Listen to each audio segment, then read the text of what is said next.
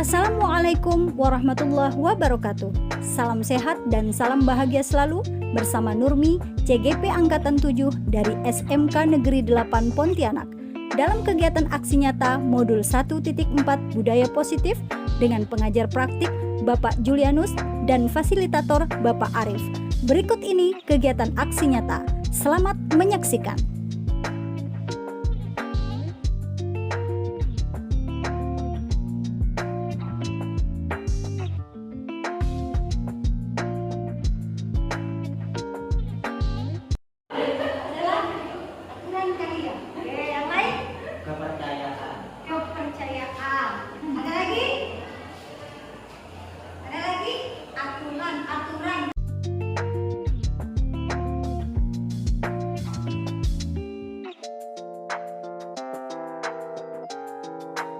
Assalamualaikum warahmatullahi wabarakatuh.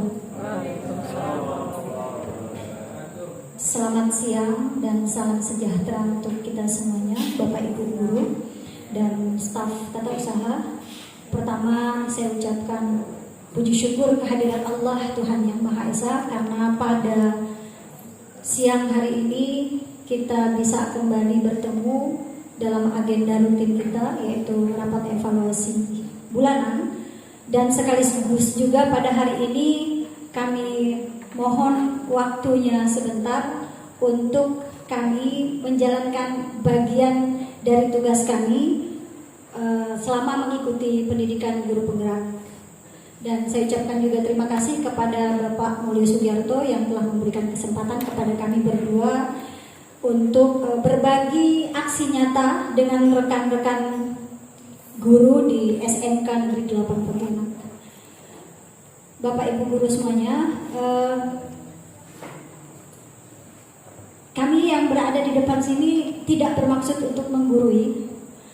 Kami hanya ingin berbagi apa yang sudah kami pelajari selama 3 bulan pertama ini. 6 bulan kami diminta untuk concern mengikuti program pendidikan guru penggerak. Dan ini merupakan 3 bulan pertama yang harus kami selesaikan, tugas yang harus kami selesaikan. Dan akan banyak lagi tugas-tugas yang lain yang harus kami laksanakan. Dan mudah-mudahan rekan-rekan yang akan nanti bergabung di guru penggerak, ada insyaallah Pak Arif, kemudian juga mudah-mudahan Pak Dedi ya, bisa bergabung di kegiatan program pendidikan guru penggerak, dan itu akan menambah tenaga baru buat kita untuk berbagi praktik baik di sekolah ini. Baiklah, untuk memanfaatkan waktu karena kita juga berbagi agenda dan rapat evaluasi, maka saya langsung saja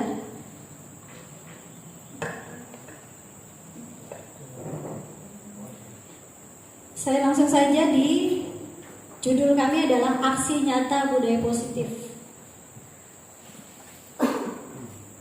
Mohon izin Pak Moy, kawan-kawan, saya berdiri.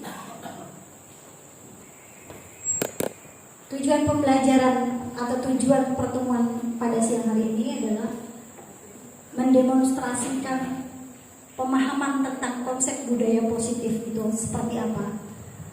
Perubahan paradigma dari stimulus respon menjadi teori kontrol. Kemudian 3 teori motivasi perilaku manusia yang di dalamnya ada motivasi eksternal dan internal. Sekaligus juga motivasi eksternal dan internal itu dibantu dengan pelaksanaan keyakinan kelas, hukuman dan penghargaan.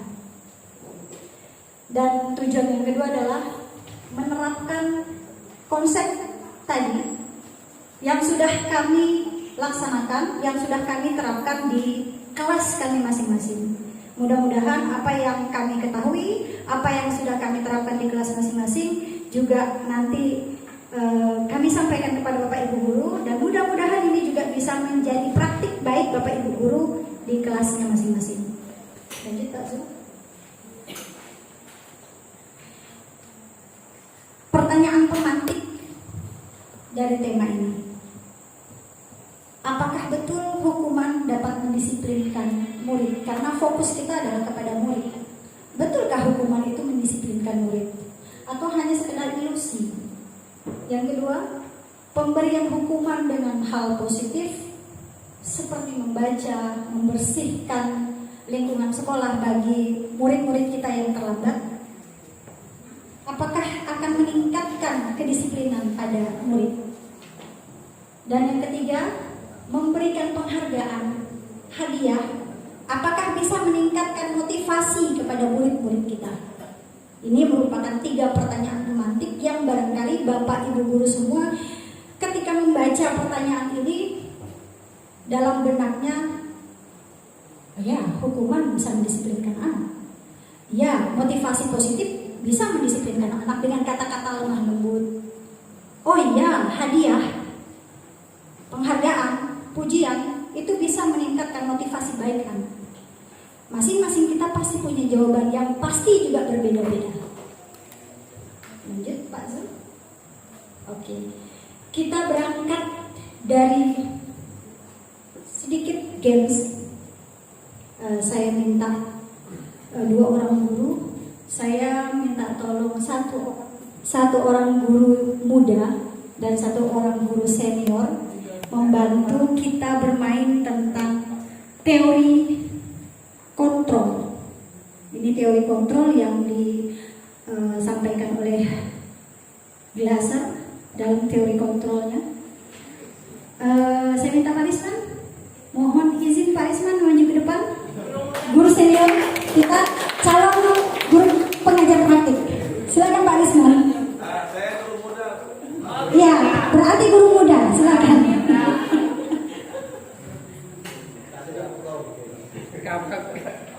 Satunya lagi Laki-laki.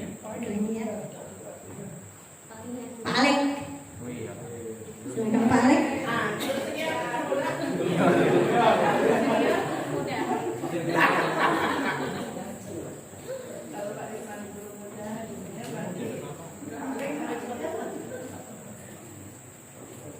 Apa yang harus saya kerjakan? Bapak Ibu, kita main sebentar ya. Saya minta tolong Pak Alek di sini biar kelihatan. Pak Alek deh, Pak Alek di sini ada kertas sticky note. Saya akan minta Bapak menulis satu benda yang menurut Bapak benda itu sangat berharga sekali. Tulis di kertas sticky note ini, kemudian Bapak lipat dan Bapak genggam di genggaman tangan Bapak. Itu tugas Bapak, bisa dipahami? Oke, terima kasih Pak, silakan.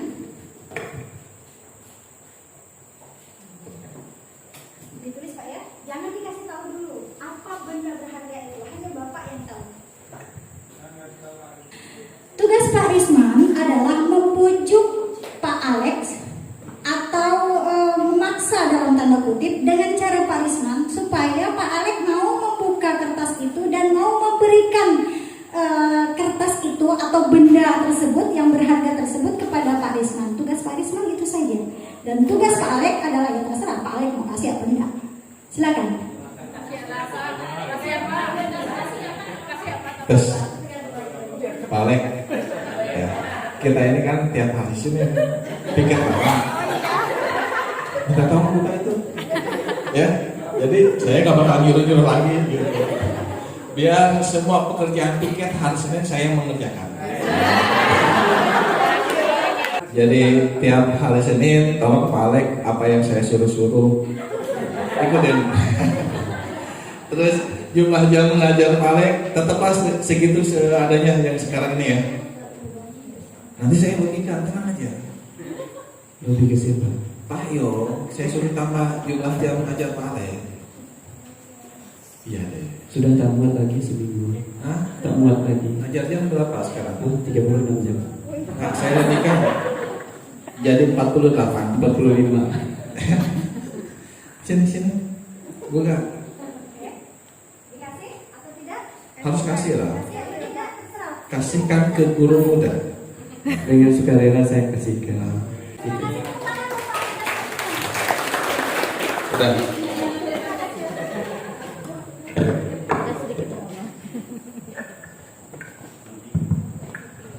luar biasa buat guru kita. Tidak ada yang lebih berharga dari sebuah pertemanan ya Pak Alek ya. Kalau tanaman hias masih bisa dicari, bisa dibeli, tapi kalau pertemanan itu tidak bisa dibayar dengan apapun juga.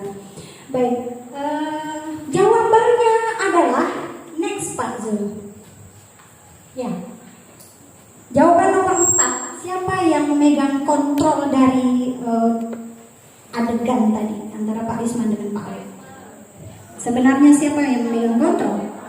Pak Alek yang memegang kontrol. Ternyata dalam kegiatan tadi Pak Alek mengontrol diri untuk memberi tanaman tersebut karena menurut Pak Alek itu tidak terlalu berharga jika dibandingkan dengan pertemanan. Tapi kalau seandainya Pak Alek kekeh tidak mau membagi benda tersebut kepada rekannya, juga itu hak Pak Alek. Artinya disitulah teori kontrolnya bermain. Next Pak Zul. Nah tadi di pertanyaan pemantik tadi, betulkah kita yang mengontrol murid dengan bentuk hukuman? Betulkah hukuman itu bisa membuat murid menjadi berubah, menjadi patuh kepada apa yang kita minta, patuh kepada peraturan sekolah? Kalau ternyata hukuman tidak efektif, terus kita berganti dengan rayuan, kata-kata lembut, suara lembut dengan anak-anak. Nah, pakaianmu itu loh, kok nggak rapi, masukkanlah ke dalam. Atau suatu hari ketika anak itu kenal dengan kita, dengan cukup menunjuk, nak, kesini sebentar, tanpa kita bilang pakaian mereka keluar atau tidak rapi, mereka memasukkan pakaian mereka. Atau pada saat itu mereka merapikan pakaian mereka, setelah mereka berlalu melalui kita, mereka mengeluarkan lagi pakaian tersebut karena suara lembut yang kita keluarkan tadi tidak membuat perasaan mereka sakit hati. Atau kritik membuat orang merasa bersalah, menguatkan karakter. Kita mungkin sangat mudah sekali menjas siswa kita salah karena mereka terlambat, karena mereka tidak mengerjakan tugas, karena pakaian mereka rapi. Tapi tahukah kita di balik perbuatan mereka tersebut ada kebutuhan dasar yang belum bisa mereka penuhi? Next Pak Zul. Nah, ini tadi yang saya katakan stimulus respon dan teori kontrol. Bagaimana seseorang bisa berubah dari paradigma stimulus kontrol, guru memberikan stimulus kepada siswa, menjadi teori kontrol diri. Kalau selama ini yang kita lihat, yang kita rasakan, yang kita temui pada peserta didik kita adalah mereka masih dikontrol oleh kita, padahal sebenarnya ilusi sifatnya, kita sedang mengontrol mereka. Mungkin secara fisik, secara perbuatan, detik itu, saat itu, hari itu, mereka bisa berbuat, mereka bisa berubah sesuai dengan apa yang kita inginkan. Tapi kita tidak bisa memegang pikiran dan hati mereka.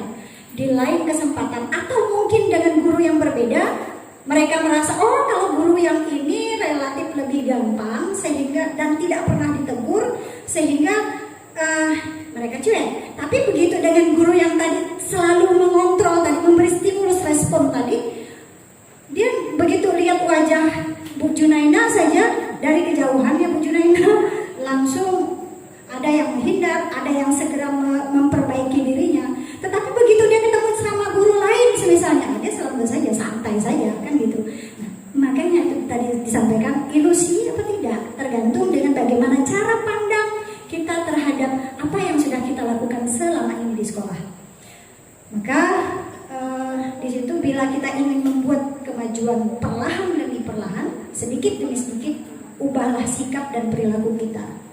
Namun bila kita ingin memperbaiki semuanya, maka yang harus kita perbaiki adalah paradigma kita, cara berpikir kita. Next, Pak Zul.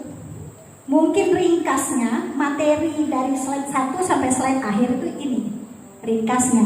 Tapi kan kalau suruh membaca, barangkali apalagi dengan tulisan kecil seperti ini, masing-masing kita akan memahaminya berbeda-beda. Lanjut Pak Zul. Ke bawah dikit Pak Zul. Enggak naik. Tadi. Apakah makna disiplin itu? Ke atas Pak Zul. Disiplin itu ternyata asal katanya disiplina yang artinya belajar.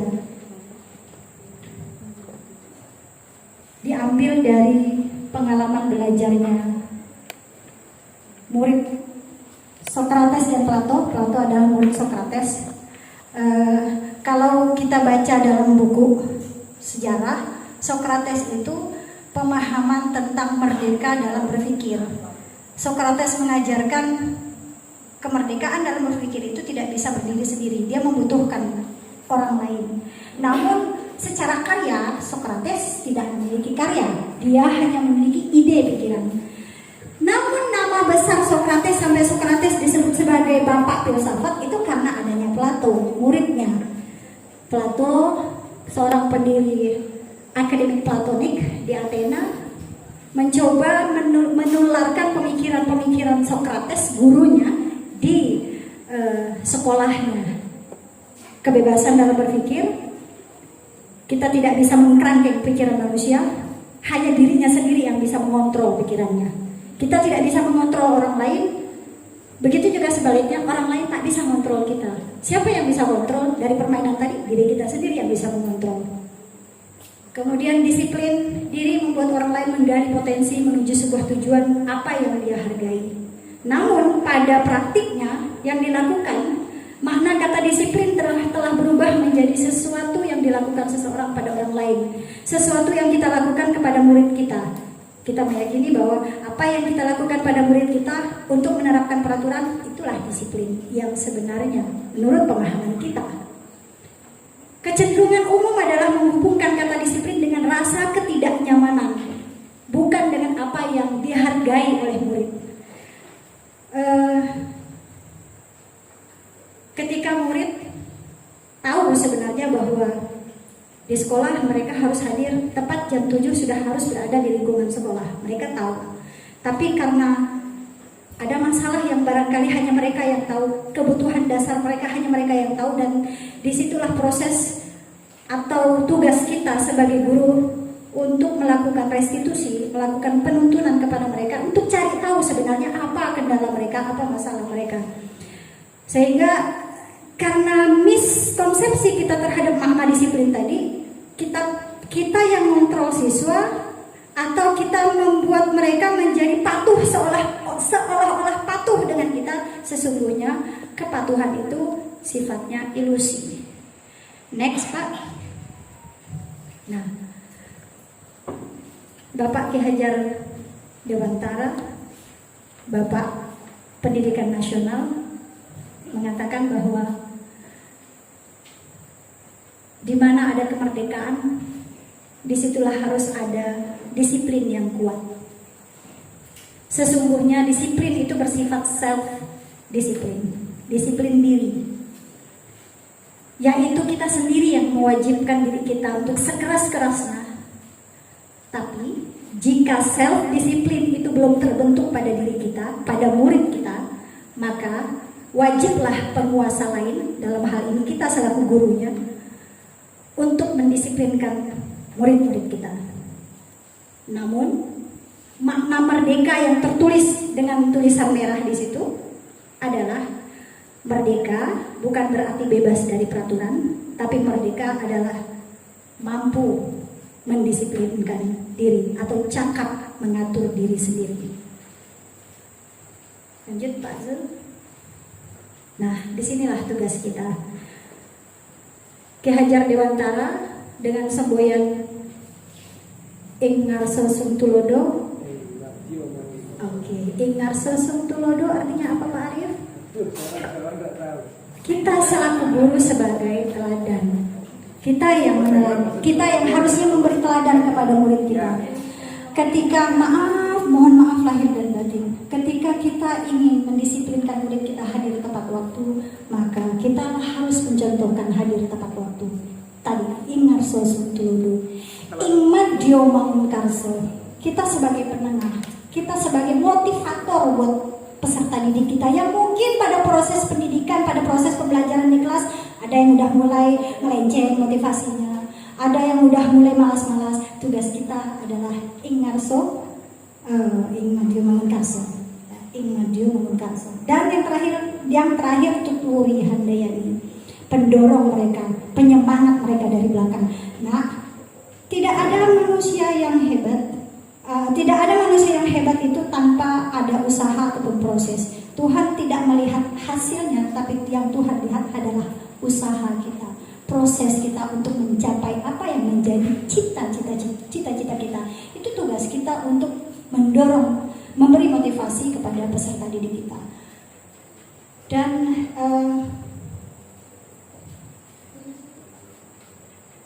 sebagai teladan baik bagi anak didik untuk menciptakan murid memiliki disiplin diri.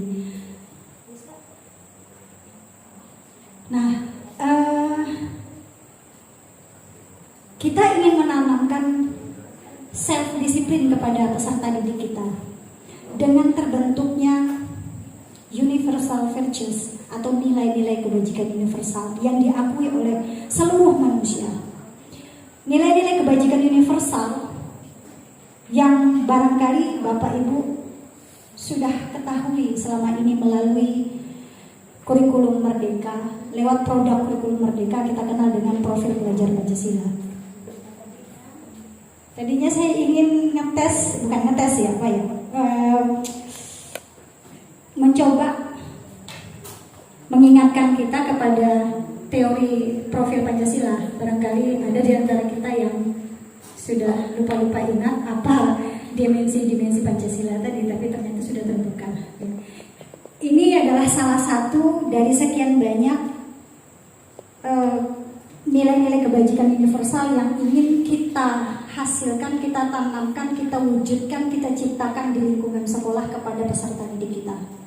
Dan tentu saja nilai-nilai kebajikan itu juga harus ada pada diri kita sebagai seorang guru, tadi sebagai teladan baik tadi. Kita sebagai guru, sebagai role model bagi peserta didik kita. Lanjut Pak Zul. Nah, sejalan tentunya dengan Ki Hajar Dewantara, Dan Gosen mengatakan ada 3 prinsip motivasi yang dilakukan oleh manusia. Yang pertama adalah ketika murid kita ingin menghindari dari rasa ketidaknyamanan terhadap hukuman yang diberikan oleh gurunya karena mereka terlambat, maka motivasi murid kita sesungguhnya adalah karena takut mendapatkan hukuman, takut dengan gurunya, maka mereka berbuat kebaikan, maka mereka teladan, maka mereka disiplin. Tapi disiplin yang seperti ini masih bersifat eksternal karena perasaan takut, rasa tak nyaman. Kalau saya begini, pasti saya akan dapatkan ini. Kalau saya tidak melakukan ini, apa yang akan saya terima? Konsekuensi atau hukumannya.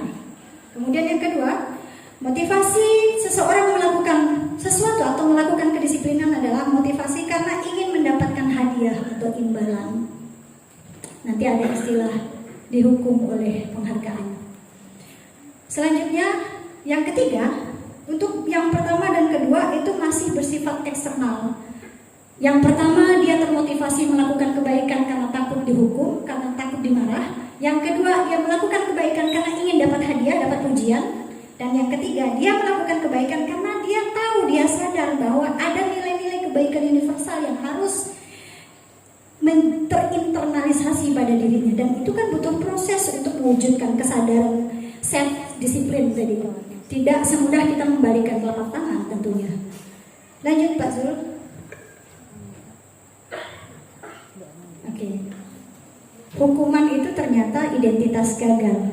Sementara apa jalan lain untuk menghindari hukuman? Bukan berarti kita tak boleh menghukum. Hukuman boleh dilakukan, tapi itu jalan terakhir. Jalan apa yang bisa kita lakukan untuk menegakkan atau untuk mewujudkan kedisiplinan? Ada 2. Yang pertama adalah konsekuensi dan yang kedua adalah restitusi. Lanjut Pak Zul. Oke. Kenapa? Apa beda hukuman dengan konsekuensi? Kalau di slide ini, hukuman itu sifatnya kadang tiba-tiba. Tak terencana kan kalau kita menghukum, mana ada orang mau menghukum terencana kan gitu ya. Jadi melakukan kesalahan, siswa melakukan kesalahan, buang sampah misalnya langsung kita hukum pada saat itu juga, itu kan tidak direncana. Perbedaan yang pertama. Perbedaan yang kedua, dia bersifat satu arah. Yang membuat hukuman itu hanya kita sebagai guru, murid, penerima pasif. Mau tidak mau dah dia melaksanakan hukuman yang kita berikan. Yang ketiga, bisa bersifat fisik dan non fisik. Berlari, buang sampah, atau mohon maaf Pak Arif menulis gitu kan, saya tidak boleh terlambat karena terlambat bla bla bla bla. Terus berdampak hukuman tadi akan berdampak munculnya rasa malu, rasa tak nyaman pada pribadi siswa. Bisa jadi juga jeleknya mereka bisa berbohong. Contoh kayak masalah di hari Senin kemarin, udah jelas-jelas ya, dia tidak lengkap atribut pakaiannya, tapi dia tidak mau bergabung di kelompok yang atributnya tidak lengkap. Udah jelas-jelas dia pakai sandal, tapi dia tidak mau bergabung dengan kelompoknya yang tidak lengkap. Bahkan dia menantang gurunya. Nah, itu perbedaan, itu sisi hukuman, itu akibat dampak dari hukuman. Terus konsekuensi, bentuk dari pembentukan kedisiplinan yang menjadi apa istilahnya, penetralnya adalah konsekuensi. Konsekuensi bersifat terencana. Awal kita masuk di semester baru, kita buat perencanaan kelas atau kesepakatan kelas. Kalau tidak piket, maka begini-begini. Kalau tidak hadir tepat waktu, maka siswa begini. Konsekuensinya begini. Kita yang buat, siswa tahu, atau kita sama-sama buat dengan siswa. Itu dua arah. Itu yang namanya konsekuensi. Kemudian yang kedua bersifat dua arah. Yang ketiga rasa tidak nyaman. Memang ketika mereka melanggar peraturan, mereka menerima konsekuensi, pasti ada rasa tidak nyaman jangka pendeknya.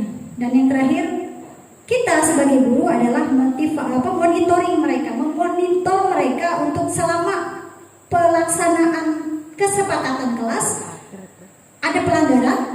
Tugas kita adalah memonitor mereka. Perbedaan antara hukuman dan konsekuensi. Lanjut Pak Zul. Apa itu restitusi? Proses menciptakan kondisi bagi murid untuk memperbaiki kesalahan mereka sehingga mereka kembali dengan kelompok mereka dengan karakter yang lebih kuat. Dan di dalam restitusi itu ada kolaborasi. Artinya ketika siswa melakukan kesalahan, terlambat contohnya. Kalau pengalaman saya dulu, kesepakatan atau konsekuensi saya dengan siswa saya di kelas yang terlambat, kalian boleh masuk, kalau terlambatnya 1 kali, boleh masuk tapi berdiri 30 menit. Setuju nak? Setuju Bu. Alhamdulillah dalam pelaksanaannya sih aman, selamat. Tapi ada kalanya satu anak yang mungkin karena persoalan teknis, dia terpaksa akhirnya terlambat, tapi dia tahu tetap konsekuensinya apa, berdirilah 30 menit. Namun pada kegiatan itu, masa itu, saya tak mau tahu. Pokoknya dia terlambat, konsekuensinya ini. Tidak ada restitusi di dalamnya. Dan dia tidak berupaya untuk mencari solusi bagaimana supaya besok dan seterusnya tak terlambat lagi. Itulah bedanya konsekuensi dengan restitusi. Kemudian di restitusi, murid akan belajar dari kekurangan kesalahan yang pernah dia lakukan. Kita tidak fokus kepada salahnya, tapi kita fokus kepada bagaimana cari jalan keluar dari masalah yang dia lakukan. Dan kita melibatkan siswa untuk mencari jalan keluarnya. Kalau siswa tak paham, siswa tak ngerti, tugas kita menuntun mereka. Nah, kalau kamu terlambat kenapa bangun kesiangan Bu? Kalau begitu, supaya besok tidak bangun kesiangan, apa yang bisa kamu lakukan? Nah, itu kita menggali potensi mereka untuk memiliki nalar kritis tadi, yang merupakan salah satu dari nilai-nilai kebajikan yang ingin kita munculkan pada peserta didik kita. Fokus pada upaya perbaikan, menerapkan teori kontrol, menang-menang. Kalau dalam teori kontrol itu tidak ada istilah win loss, menang kalah, guru menang siswa kalah. Tapi dalam teori restitusi, menang-menang, win together ya Pak ya, win-win solution. Jadi tidak ada yang guru menang tapi dalam hal ini kita memanusiakan manusia, memanusiakan peserta didik kita. Dan dituntut untuk memiliki motivasi internal. Dalam restitusi muncullah motivasi internal atau dengan kata lain self disiplin tadi. Lanjut Pak. Nah, tadi ini yang saya katakan dihukum dengan penghargaan. Saat kita berulang kali menjanjikan hadiah kepada murid-murid kita, maka sesungguhnya kita sedang beranggapan bahwa murid kita itu tidak bakal bisa menjalankan itu, maka kita perlu beri hadiah. Atau mungkin murid kita tak mau melakukan itu, maka kita perlu kasih motivasi dalam bentuk hadiah. Namun kita barangkali belum sadar bahwa ternyata hadiah itu bisa menurunkan kualitas diri mereka, bisa mematikan kreativitas mereka, dan bisa mengurangi motivasi intrinsik pada diri mereka. Ketika suatu hari hadiah tidak kita perlakukan, maka besok ketika hadiah sudah tidak ada, mereka akan bertanya, "Bu, saya dapat apa kalau saya melakukan ini? Bu, hadiah apa hari ini?" Ini juga dulu pernah saya lakukan kepada peserta didik saya di kelas. Untuk memunculkan motivasi mereka supaya aktif di kelas, saya bilang, siapa yang rajin bertanya? Zaman-zamannya Bu Desi pernah saya terapkan. Siapa yang aktif bertanya, maka akan dapat hadiah. Aktiflah anak-anak pada saat itu. Tapi di lain minggu atau di lain bulan, hadiah sudah tidak berlaku lagi. Saya pikir mereka sadar, mereka akan aktif tetap. Tetapi ternyata mereka bertanya, "Bu, hadiah hari ini apa, Bu?" Jadi ternyata mereka itu aktif karena hadiah, bukan karena ingin aktif. Makanya dihukum dengan penghargaan. Bagaimana supaya menggantikan hadiah tadi tidak menjadi motivasi eksternal lagi bagi mereka? Kita perlu memberi apresiasi. Apresiasi itu bukan, kalau hadiah itu kan di awal ya, kita menjanjikan. Kalau kamu melakukan ini, Bapak atau Ibu akan memberi ini. Rahasia dong hadiahnya. Kan anak-anak jadi penasaran tuh, apa tuh rebutan ya kan gitu. Tapi kalau apresiasi itu bukan janji, itu diberikan secara bergantian dengan anak-anak yang berbeda, dengan motivasi, dengan potensi yang mereka miliki. Sekecil apapun potensi mereka, kita apresiasi potensinya dengan pujian, dengan nilai, dengan kata-kata, dengan tindakan, dengan ucapan terima kasih dan sebagainya. Lanjut Pak. Dan yang terakhir, keyakinan kelas. Keyakinan kelas sebenarnya kalau kita pahami dengan peraturan kelas atau peraturan sekolah, mungkin secara penerapannya tidak terlalu berbeda.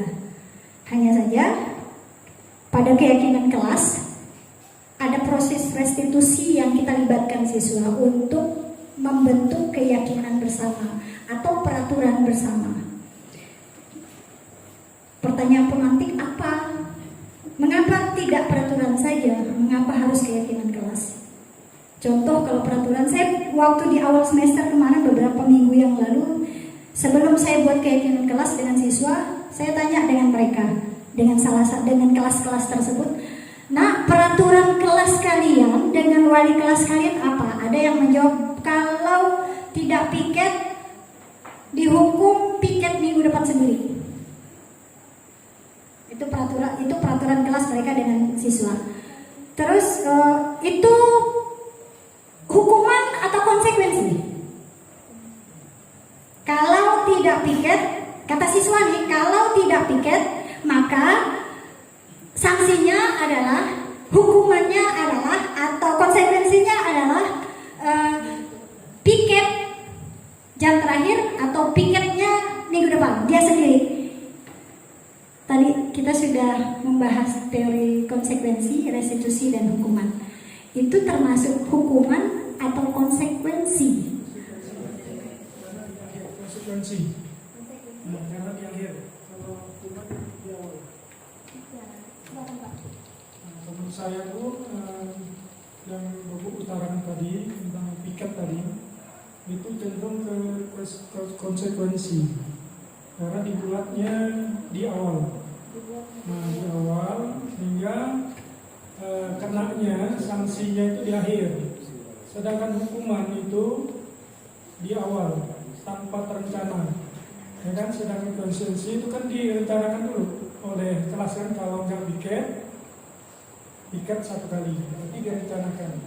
Ya. Terima kasih Pak Didi. Ada yang berbeda pendapat dengan Pak Didi? Itu hukuman atau konsekuensi kalau tak piket maka titik piket sendiri. Itu hukuman atau konsekuensi? Bu Junaina? Konsekuensi. Bu Las? Konsekuensi. Oke, berarti konsekuensi ya. Itu konsekuensi. Kenapa? Karena ada 2 arah. Ada kesepakatan ketika kita membuat peraturan piket, yang tak piket maka harus begini. Siswa tahu, kita tahu, siswa tahu, dan dilaksanakan secara bersama-sama. Tugas kita sebagai pemantau. Tugas kita sebagai pemantau.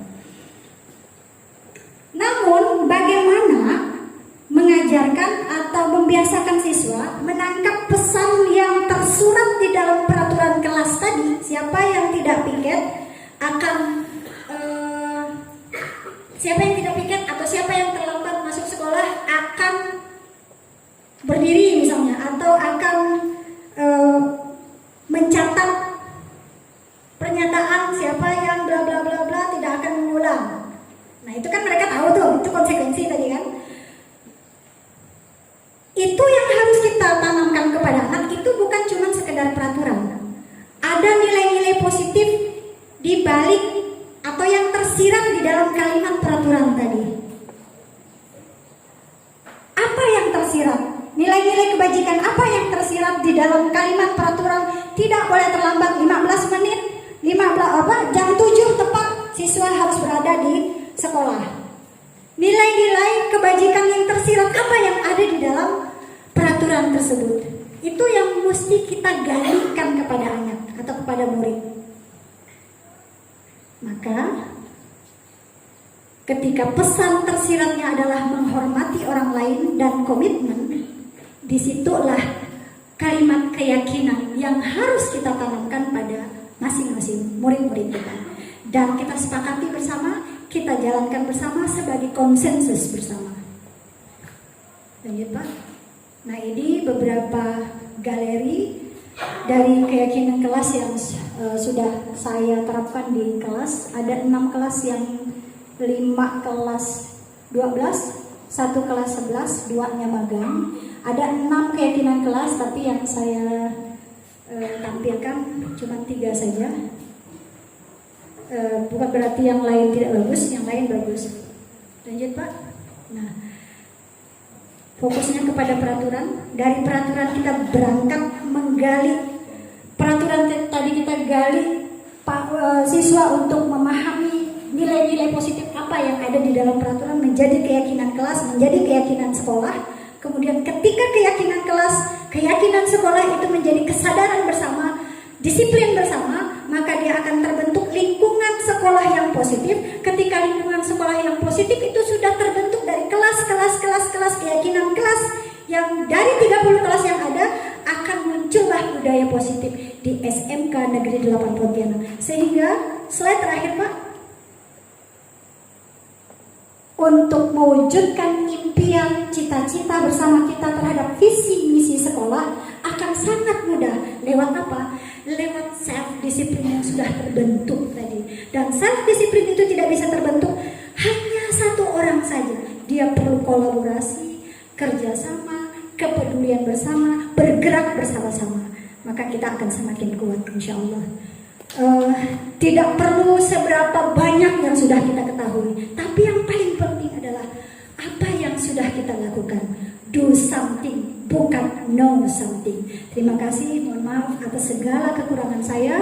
Saya akhiri. Wassalamualaikum warahmatullahi wabarakatuh. Assalamualaikum warahmatullahi wabarakatuh. Perkenalkan, nama saya Putri Winingsi. Saya dari kelas 12 BDP 3.